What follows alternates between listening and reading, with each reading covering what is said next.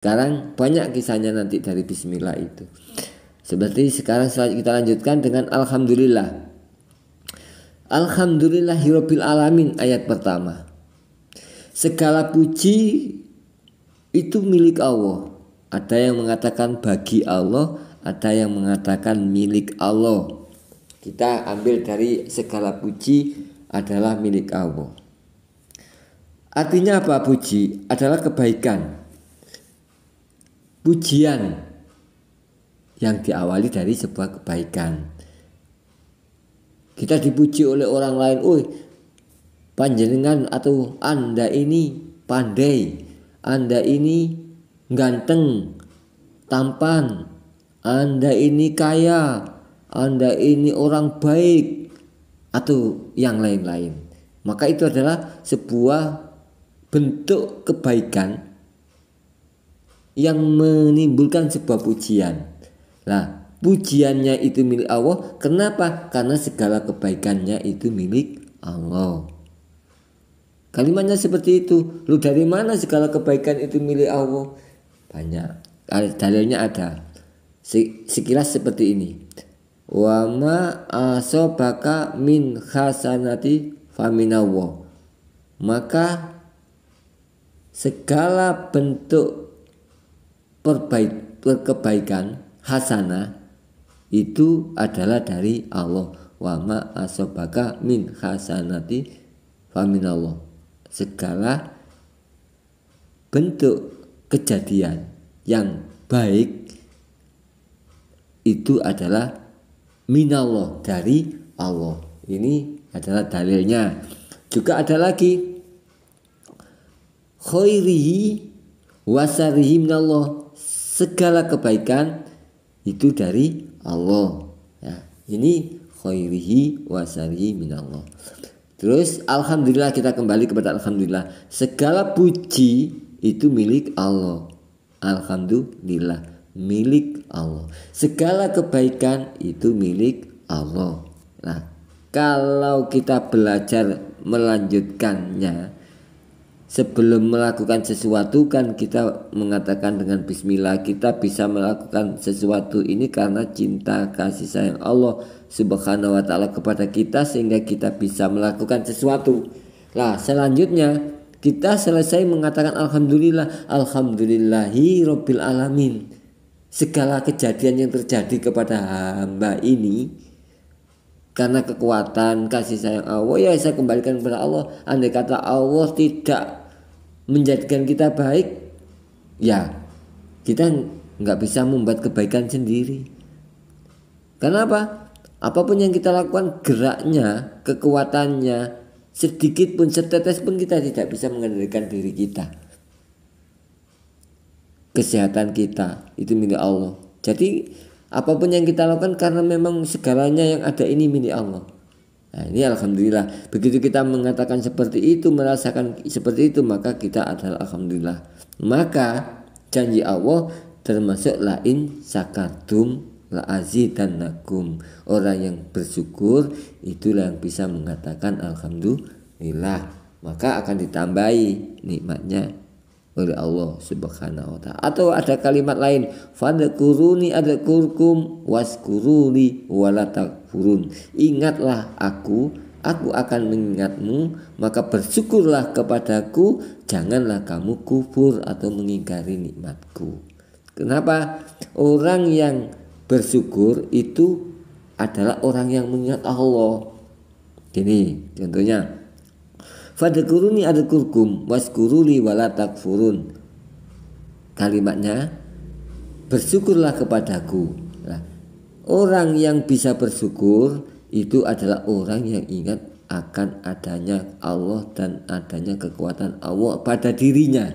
Maka itu namanya bersyukur. Nah, secara otomatis seperti itu. Yang tidak bisa bersyukur adalah orang yang tidak ingat. Nah, kebalikannya di situ, wadkuruni adkurkum, ingatlah aku akan mengingatmu. Artinya apa?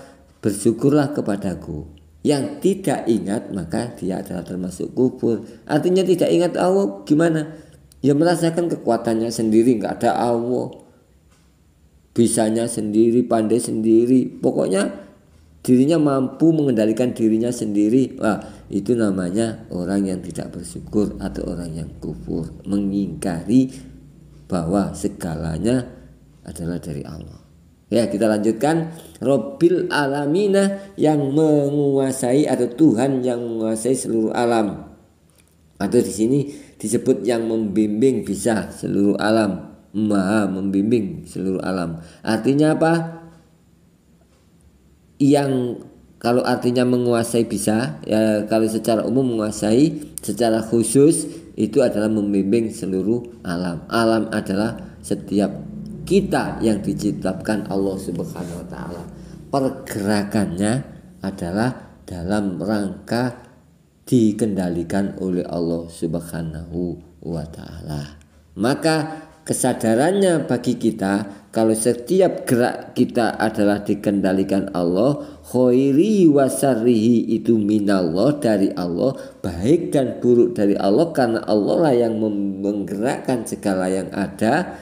Maka kita ada dalilnya, wa ma asobaka min hasanati fa minallah wa ma asobaka min sayyiati fa min nafsika.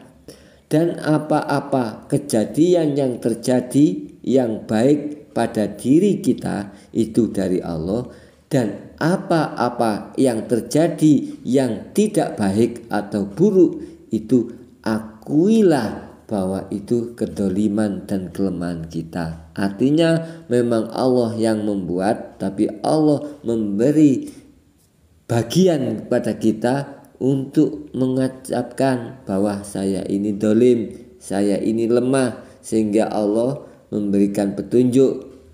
Kalau kita melakukan kebaikan, ucapkanlah alhamdulillah. Tapi kalau kita melakukan kesalahan atau perbuatan buruk yang memang pada hakikatnya memang diceritakan tadi, khairi wa syarri minallah, tapi kita punya beban dan tanggung jawab sebagai perintah Allah kepada kita, sebagai hamba Allah yang tunduk pada kita, sebagai bukti bahwa kita ini tidak bisa melakukan kebenaran-kebenaran sendiri, maka kita dibuat juga salah. Sebagai bukti kita tidak mampu mengendalikan hidup ini, kita tidak bisa sukses, kita juga bisa gagal. Makanya kalau kita tidak dibuat seperti itu, maka sepertinya kita ini melakukan sendiri kesuksesannya, keberhasilannya, kebaikannya. Tapi kalau Allah buatkan seperti itu, maka kita punya kesempatan bahwa kita memang gak mampu berbuat baik, juga tidak mampu berbuat salah sebenarnya. Maka dengan dasar yang seperti itu, mudah-mudahan kita mengerti ya. Dengan dasar seperti itulah maka ada hukumnya. Kalau baik katakan alhamdulillah, segala puji atau kebaikan itu milik Allah, dan segala kelemahan dan kesalahan kita ucapkan astaghfirullahaladzim, ampunilah ya Allah segala kesalahan yang juga dosa-dosa hambamu ini. Artinya apa? Memang kita ditugaskan seperti itu. Ya kalau memang baik memang kita diberi nilai pahala, kalau salah kita dinilai dosa dan juga siksa. Tapi kita diberikan oleh Allah Subhanahu wa taala sesuatu yang luar biasa. Kenapa? Allah itu tetap mencintai hambanya, biarpun hambanya itu sudah diberi kategori khairi wa syarri minallah, baik dan buruk itu dari Allah. Kita tetap diberi oleh Allah dengan dasar kasih sayangnya. Kenapa? Biarpun kita itu melakukan kesalahan, tetap Allah mencintai kita. Biarpun memang kesalahan itu Allah juga yang membuat. Contohnya seperti ini. Kalau kita baik ya, kita ucapkan alhamdulillah, segala puji bagi Allah. Allah mengatakan innallaha yuhibbul muhsinin. Allah tetap mencintai orang-orang yang berbuat baik. Biarpun memang sebenarnya perbuatan baik itu dari Allah sendiri, tapi Allah mengatakan Allah mencintai orang-orang yang berbuat baik. Dengan kata-kata bismillah itulah bukti bahwa cinta kasih sayang Allah ada pada kita. Selanjutnya, innallaha yuhibbut tawwabina wa yuhibbul mutatahhirin. Allah juga mencintai orang-orang yang bertobat, orang-orang yang membersihkan diri. Artinya apa? Orang yang salah mengatakan dan menyadari kesalahannya dengan mengucapkan astaghfirullahaladzim, ya Allah ampuni saya, itu namanya membersihkan diri, maka dicintai Allah. Maka di sini kesimpulannya, melakukan kebaikan juga dicintai Allah, melakukan kesalahan pun bila kita bertobat, kita muni astaghfirullahaladzim, tetap dicintai Allah. Karena Allah sudah mengatakan inna wa yuhibbut tawwabina, Allah mencintai orang tobat. Nah, seperti itu. Sudah jelas. Jadi apapun yang kita lakukan, baik kita alhamdulillah, salah kita ucapan astagfirullah. Nah, janji Allah dua-duanya dicintai Allah. Tidak ada satupun manusia yang tidak punya kesempatan dicintai Allah, hanya mau tidak dicintai Allah. Kalau kita mau menyadari kebaikan ini dari Allah dengan alhamdulillah, kita kembalikan kepada Allah, itulah yang dicintai Allah. Kalau kita salah, kita mengatakan astagfirullahaladzim, maka disitulah kita juga dicintai Allah. Selanjutnya kita lanjutkan dengan ayat yang selanjutnya. Ar-Rahman Ar-Rahim, Maha Pengasih, Maha Penyayang. Di sini ditegaskan kembali, ya. Tadi ada Bismillah Ar-Rahman Ar-Rahim atau Bismillahirrahmanirrahim. Sekarang selanjutnya dipertegas ada Alhamdulillahirabbil alamin Ar-Rahman Ar-Rahim. Segala puji bagi Allah. Kenapa kita segala puji bagi Allah? Karena kita dari Bismillah tadi tidak bisa melakukan apapun kecuali semuanya sebab kekuatan Allah. Maka segala puji bagi Allah. Maka itu juga bentuk cinta Allah. Kita jawab dengan kalimat terima kasih ya Allah, karena engkau mencintai hambamu ini. Itu namanya alhamdulillah. Ar-Rahman Ar-Rahim disebutkan lagi, itu juga karena kasih sayang Allah. Jadi Allah melakukan dan memberikan kita kebaikan, itu juga karena kasih sayang Allah. Kita lanjutkan. Ar-Rahman Ar-Rahim artinya kan kasih sayang. Maliki Yaumiddin, Allah lah yang merajai hari pembalasan. Ini arti umum. Kita artikan Maliki, kita artikan adalah yang menguasai atau yang menentukan hidup kita di hari yang ditentukan. Jadi segala kejadian yang terjadi itu sudah dipastikan atau ditentukan Allah, ditakdirkan Allah. Ini seperti itu. Ada waktunya, ya. Orang kapan menjadi pegawai ada waktunya, orang bekerja ada waktunya, orang segalanya itu ada waktunya. Itu yang menguasai Allah. Kita tidak bisa mengendalikan waktu. Kapan saya harus A, kapan saya harus B, ya. Kapan harus jadi seperti ini, harus jadi ulama, harus jadi kiai, kapan harus jadi guru, kapan harus jadi pegawai negeri, kapan harus kita diterima jadi pegawai negeri. Itu Allah yang menentukan, bukan kita. Nah, ini Maliki Yaumiddin. Allah menguasai dan menentukan kapan waktunya kita di hari yang ditentukan. Nah, sudah kita itu arti secara khusus. Kalau arti secara umum kita sudah mengerti. Mungkin secara umum banyak ulama yang menafsirkan bahwa Maliki Yaumiddin adalah yang menguasai pada hari pembalasan nanti di akhirat. Iya, seperti itu. Hanya kita kembangkan bahwa kita yakini hari inilah kita yakini, maka untuk selanjutnya keyakinan itu kita akan bawa kembali ke hadapan Allah Subhanahu wa taala. Kalau hari ini juga kita sudah mengatakan yang menentukan segala hidup ini adalah Allah, maka sampai kapanpun kita akan tetap berkeyakinan yang menguasai di hari manapun, hari ini, hari besok, hari yang akan datang, hari kemarin, hari akhirat adalah tetap Allah. Nah, sudah, karena yang menentukan itu Allah, maka kita bacakan ayat yang selanjutnya. Iyyaka na'budu, hanya kepada Engkau ya Allah kami beribadah. Ini secara umum. Kita gali secara khusus. Iyyaka na'budu, hanya kepadamu ya Allah kami mengabdikan diri. Wa iyyaka nasta'in, juga hanya kepadamu kami mohon pertolongan. Nah, kalimat ini di dalam ajaran agama Islam, agama kita diajarkan kewajiban sholat sehari semalam dalam hidup kita keseharian. Sehari semalam itu 5 waktu, artinya 17 rakaat.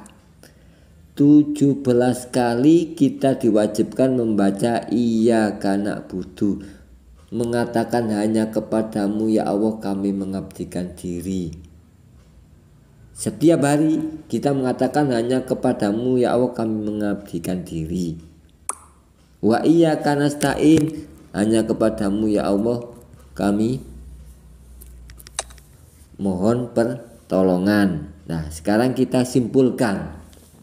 Kalau kita sudah berjanji dan berikrar hanya kepadamu ya Allah kami mengabdikan diri, maka itu adalah syarat awal dari sebelum kita minta pertolongan.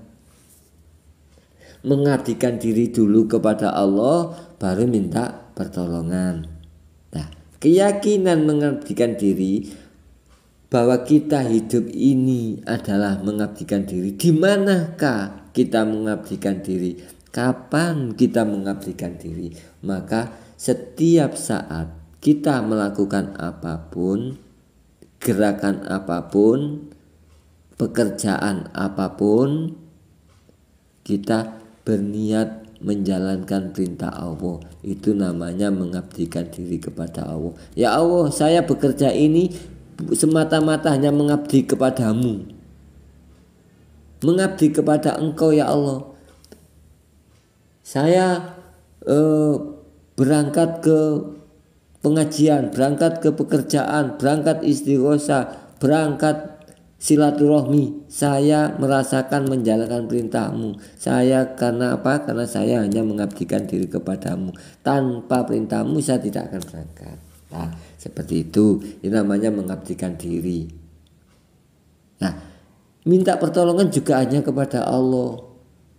Lu bagaimana kalau kita minta tolong kepada orang tua, minta tolong pada kiai, minta tolong pada teman?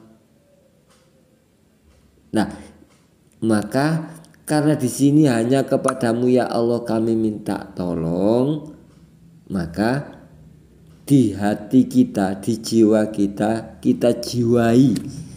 Biarpun mengabdi kita, bekerja kita juga, kita sepertinya bekerja kepada orang, ya. Kita jiwai bahwa yang kita hadapi itu Allah. Artinya apa? Kemanapun wajahmu menghadap, maka disitulah Allah. Maksudnya secara jiwa kita merasakan kita ini tunduk hanya kepada Allah. Biarpun kelihatannya yang memerintah kita adalah juragan kita, tapi kita tunduknya hanya kepada Allah. Karena apa? Juragan kita itu tidak punya kekuatan. Juragan kita itu kuatnya dikuatkan Allah, hidupnya dihidupkan Allah, kalamnya dikalamkannya Allah. Maka kita harus yakini secara jiwa bahwa apapun yang diperintahkan adalah perintah Allah. Jelas karena Allah itu memerintahkan segala kebaikan, juga melarang segala keburukan.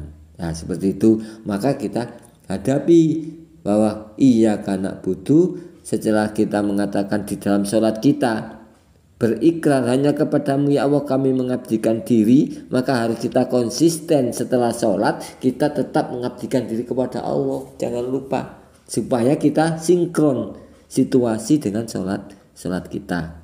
Selanjutnya kita lanjutkan. Saat kita minta pertolongan, kita yakini bahwa yang kita hadapi itu Allah. Kita minta tolongnya kepada Allah, enggak terhina kita. Aku malu minta tolong A, tak malu saya minta tolong B, enggak malu. Kita minta tolong kepada Allah. Itu sarana dari kekuatan Allah, sarana dari kepemilikan Allah. Bahkan apapun yang dimiliki orang itu adalah milik Allah. Bahkan orang itu pun milik Allah.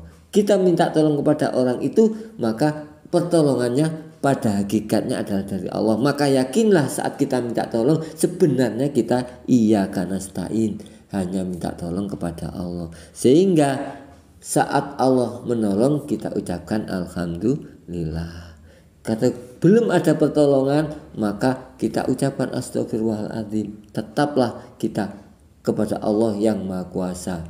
Masalahnya apa? Allah itu enggak di situ saja tempatnya. Kita cari lagi, kita minta tolong lagi kepada yang lain, si A, si B, si C. Maka dimanapun mereka A, B, dan C, maka disitulah Allah. Kita tetap minta tolong kepada Allah. Seperti itu. Kalau kita nggak seperti itu, wah saya minta tolong A nggak dikasih, minta tolong B nggak dikasih, nggak